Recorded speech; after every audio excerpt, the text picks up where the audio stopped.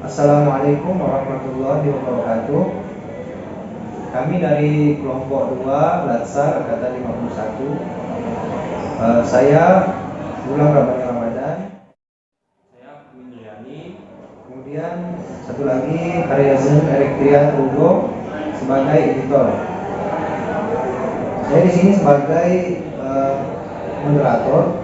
Kemudian Kak Mindriani sebagai narasumber. Kami akan melakukan podcast terkait film. Pertama, apa film yang telah Pak Fahmi tonton? Baik. Jadi film yang sudah saya tonton yaitu film tentang Laskar Pelangi. Ya. Dia lebih cenderungnya ke dunia pendidikan. Ada beberapa nilai-nilai yang dapat kita gali di film tersebut. Kemudian bagaimana alur cerita dalam film tersebut? Jadi alur cerita dalam film tersebut, Pak, film Laskar Pelangi ini bertemakan di suatu tempat, yaitu tepatnya Kota Belitung. Nah, dalam film tersebut menceritakan tentang sebuah pendidikan pembelajaran. Jadi pendidikan tersebut dimulai dari SD, yaitu SD di sana yang SD-nya untuk orang-orang yang kurang mampu. Nah, SD-nya itu SD Muhammadiyah. Jadi di SD tersebut mereka kekurangan siswa, sehingga mereka mencari siswa untuk berjumlah 10 orang agar sekolah tersebut dapat beroperasi.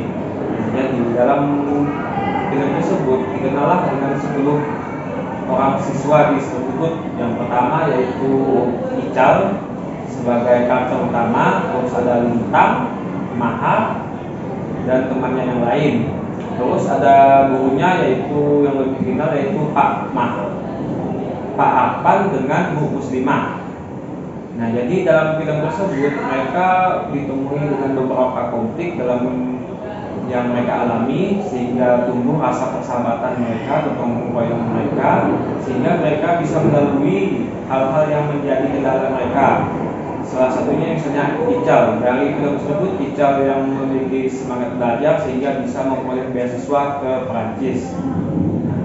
Itu saja gambaran umumnya dari film tersebut, Pak. Terkait keanekaragaman dalam film tersebut, bagaimana, Pak? Nah, jadi keanekaragaman dalam film tersebut, Pak, jadi kita bisa melihat dari beberapa sisi. Salah satunya yaitu dari suku. Nah, dalam film ini terdapat 2 suku yang digambarkan. Salah satunya itu suku Melayu dan suku Tionghoa. Meskipun berbeda, ibaratnya berbeda suku, berbeda keseharian mereka, budaya mereka bisa disatukan dengan rasa persaudaraan mereka. Terus ada juga yang namanya itu kesenjangan sosial, artinya perbedaan pendapatan mereka, Pak. Jadi di SD Muhammadiyah ini mereka dikenal dengan siswa-siswa yang kurang mampu, karena sebagian besar orang tua mereka itu sebagai buruh timah. Terus ada juga yang sebagai nelayan. Jadi mereka kurang mampu, sedangkan SD lainnya yaitu yang mampu. Jadi SD yang lain dari orang tua yang mampu difasilitasi dengan fasilitas yang lengkap, pembelajaran yang lengkap, guru yang lengkap. Sedangkan yang SD Muhammadiyah ini mereka itu secara gurunya kurang, terus fasilitasnya, bangunannya apalagi kurang, pokoknya dipenuhi oleh kekurangan, ketidakmerataan. Nah, jadi kesenjangannya yaitu kesenjangan sosial, kesenjangan tersebut. Terkait harmoni, Pak, strategi dalam membangun harmoni tersebut gimana, Pak? Nah, jadi dalam film tersebut strategi dalam membangun harmoni yang dapat saya pahami yaitu ini, Pak, mereka diawali dengan salah satunya konflik yang mereka alami yaitu jumlah siswa. Jumlah siswa mereka kurang, sehingga dari guru SD Muhammadiyah yang awalnya 3, yang pertama Pak Arpan dan Ibu Muslimah ini ingin mencari murid, sehingga yang didapatkan 9 murid, sehingga mereka semangat untuk mencari murid tersebut, sehingga didapatlah tadi yaitu Harun yang murid terakhir yang ke-10. Tetapi Harun ini juga memiliki keterbelakangan Pak, yang artinya disabilitas. Nah, setelah itu, setelah kumpulnya murid, mereka dihadapi lagi sebuah masalah, yaitu masalah konflik dari gurunya, karena ada salah satu dari gurunya yang ingin keluar dari tempat mengajar tersebut, sehingga guru-guru tersebut masih bisa semangat untuk mengajar, sehingga walaupun dengan 2 orang guru mereka bisa mengajar 10 murid. Terus konflik berikutnya yaitu dengan mereka mengikuti kegiatan pembelajaran itu ujian nasional dengan ikut lomba. Jadi dengan murid yang ada, keterbatasan yang ada, mereka bisa menjadi pemenang dalam lomba tersebut.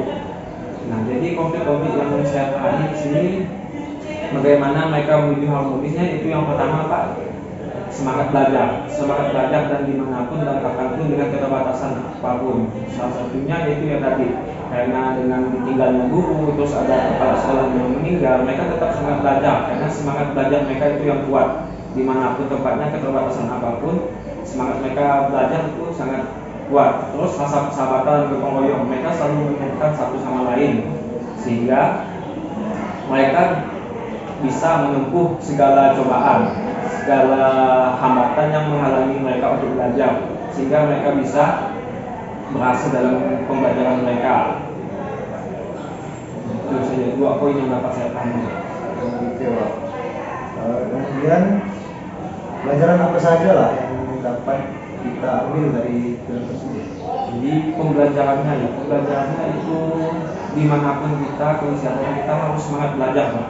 Jadi tidak hanya meskipun orang-orang yang di luar sana itu secara materi bagus, secara fasilitas mendukung, tapi kalau semangat belajar mereka kurang, maka sukses akan susah.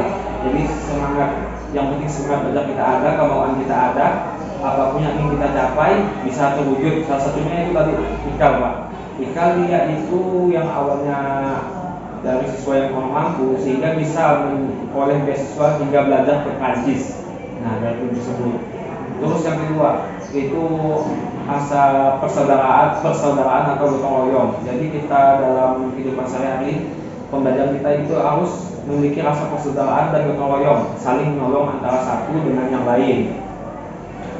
Terus yang ketiga, ini kita diajarkan untuk kerendahan hati Pak. Sebagai orang Indonesia yang mungkin nggak kerendahan hati kita bagaimana. Kemudian Pak, yang terakhir, apakah film tersebut masih relevan dengan keadaan kita yang sekarang?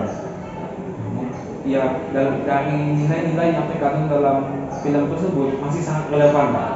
Sangat-sangat relevan karena dalam film tersebut banyak hal-hal yang dapat kita pelajari. Salah satunya yang menggambarkan kondisi Indonesia. Salah satunya pemerataan dari dunia pendidikan prasarana. Jadi banyak yang tempat kita yang di daerah pelosok secara prasarana itu kurang mengenai secara pendidikannya. Jadi sehingga dapat diambil poin-poin lebihnya. Terus semangat belajar yang dalam film tersebut sangat bagus Pak. Jadi meskipun kita, maksudnya dalam film tersebut kekurangan fasilitas tidak mendukung walaupun gurunya kurang, terus banyak halangan rintangan, kekurangan biaya, kita harus tetap semangat belajar Pak. Karena dengan semangat belajar tersebut kita bisa melalui hal-hal yang ibaratnya menghambat kita dalam proses pembelajaran. Terus ada gotong royong, persaudaraan, kita harus saling tolong menolong dengan yang lain sehingga kita bisa melalui suatu cobaan, sehingga cobaan tersebut bisa kita lalui bersama dengan mudah gotong royong tadi. Baik Bapak, mungkin itu saja podcast pada kesempatan kali ini. Terima kasih atas waktunya. Sekian dari saya. Terima kasih. Assalamualaikum warahmatullahi wabarakatuh.